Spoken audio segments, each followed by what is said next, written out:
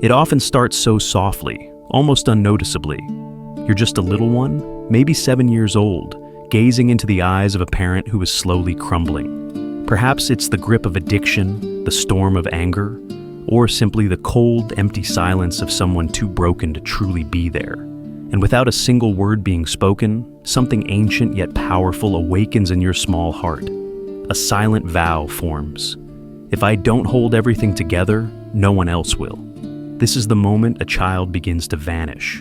Not physically, no, but deep inside, psychologically. They start to smile a bit more readily, cry a little less often. They become experts at reading a room, understanding feelings before anyone speaks.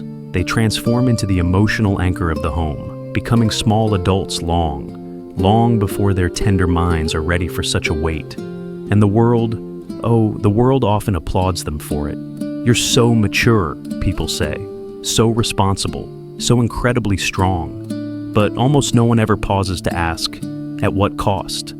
This is the hidden ache, the unspoken sorrow of those who had to grow up far too fast.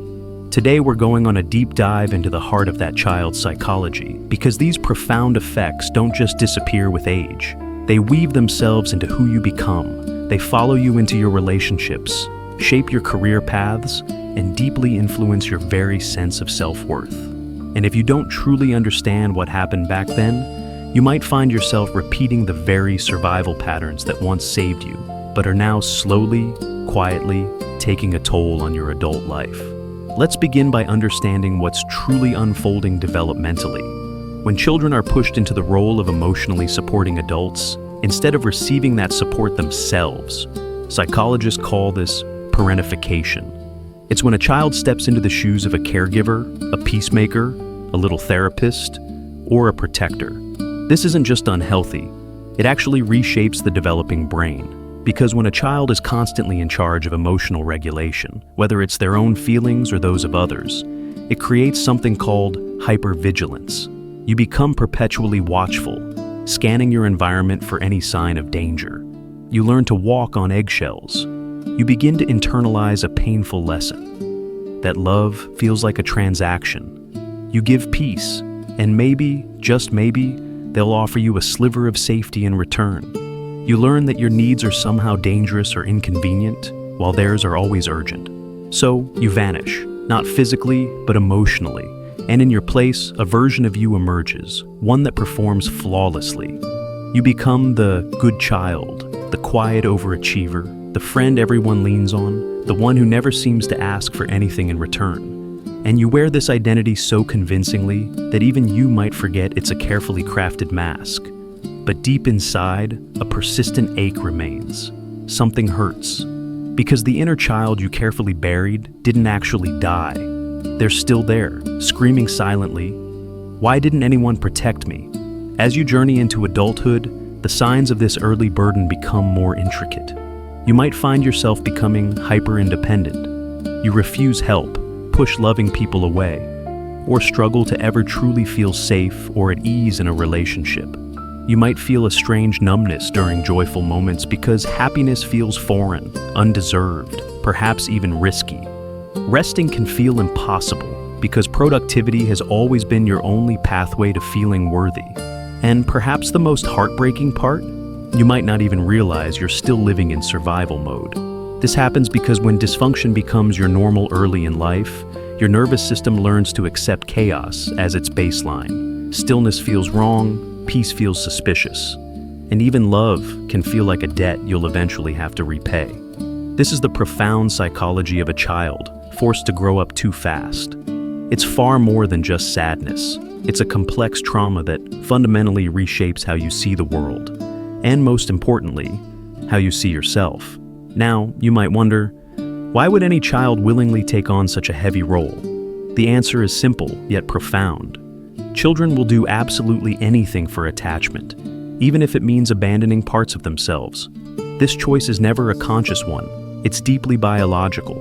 In the absence of true safety, a child sacrifices their authenticity for the desperate need to belong. That's not weakness, that's innate intelligence, pure instinct. But the tragedy, dear friend, is this. What once saved you now often traps you. So many of us walk through life as highly functioning adults, seemingly successful, yet with deeply neglected inner children silently pulling the strings. We overachieve relentlessly to earn love. We stay quiet, biting our tongues to avoid the painful sting of abandonment. We tirelessly care for everyone around us, yet secretly deeply wish someone, anyone, would just simply ask, "Are you okay?" And that tender fantasy that someone will finally see you're not as strong as you pretend to be, that maybe, just maybe, you'll finally be allowed to fall apart and be gently held.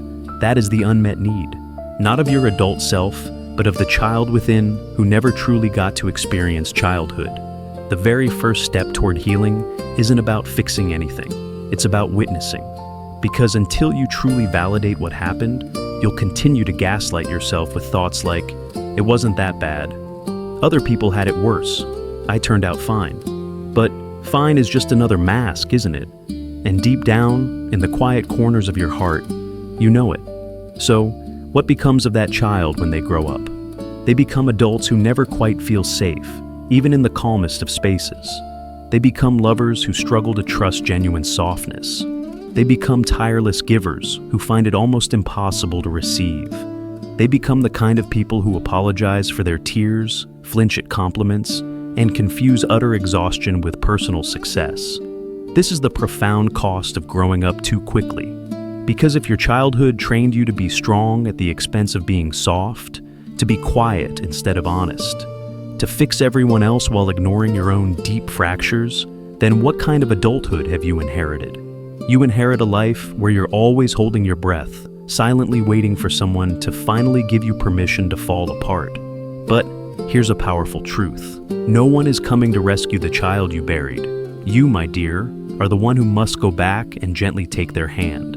You are the one who must finally say what no one else ever did. You didn't deserve that. You were just a child. And now, you get to rest. This, my friend, is the beginning of what we call shadow work. It's not about fixing, not about performing, not about bypassing your pain with forced positivity. It's about bravely turning toward the abandoned parts of yourself and whispering, "I see you now. I hear you now. And I am not leaving you." That, right there, is the beginning of genuine repair. And it can be brutal because it asks you to finally feel the profound grief you never had the luxury of experiencing. It asks you to sit with the simmering rage, the deep sorrow, the overwhelming unmet needs, to weep for the birthdays where no one showed up, to mourn the innocence you lost while protecting people who should have been protecting you. But that grief, that deep well of emotion, it is not a sign of weakness. It is living proof that you are finally truly healing, because what was once frozen solid is at last beginning to thaw and fall away. Now, let's explore how these survival patterns continue to show up in your adult life, subtly, tragically, and often completely invisibly. You might find yourself becoming the therapist in all your friendships, offering endless support, but never quite letting anyone truly see your vulnerability. You might be consistently praised for your fierce independence, when deep down, you're absolutely terrified of ever being a burden. You might find yourself in relationships where you constantly overfunction, always fixing, managing, over-explaining, and then wonder why you feel so profoundly resentful. You might struggle immensely with setting boundaries, because saying no still feels like an act of betrayal.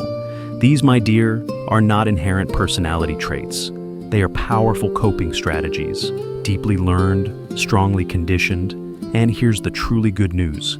They are absolutely unlearnable, but only when you stop idolizing your perceived strength and begin, instead, to tenderly honor your wounds. One of the most transformative things you can do is to gently ask your inner child, "What did I need back then that I never received?" You may hear a symphony of answers. I needed someone to tell me it wasn't my fault. I needed someone to simply ask how I was doing. I needed to play, to rest, to laugh without fear. And slowly, with immense patience and kindness, you begin to offer those very things to yourself, now. Not to magically erase your past, but to finally stop reliving its painful patterns. This is how you break free from seeking parents in your partners. This is how you stop mistaking your anxiety for genuine intuition. This is how you finally stop running from the child you once were and bravely embrace the authentic self you are becoming. Carl Jung once wisely said, "There is no coming to consciousness without pain. People will do anything, no matter how absurd, to avoid facing their own soul. But shadow work demands that we face it, all of it, the neglected parts, the ashamed parts, the scared parts, the angry parts. Because healing isn't about transforming into someone entirely new. It's about beautifully remembering who you were before the world ever told you who you had to be. So, if you are someone who grew up far too fast, please know this truth deep in your soul. Your early maturity was never the problem. The problem was that you had no choice. But now, you do. You can choose softness. You can choose to rest. You can choose to stop tirelessly managing everyone else's emotions and finally begin to honor your very own.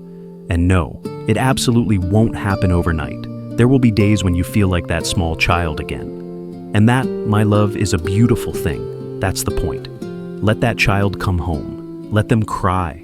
Let them play. Let them finally be seen, truly seen. Because you are not broken. You are bravely becoming whole.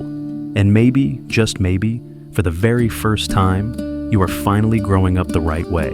Not through relentless pressure, not through paralyzing fear, but through the profound power of truth. You may not have had the childhood you deserved, but you absolutely still have a future. And this time, you get to lovingly write it yourself.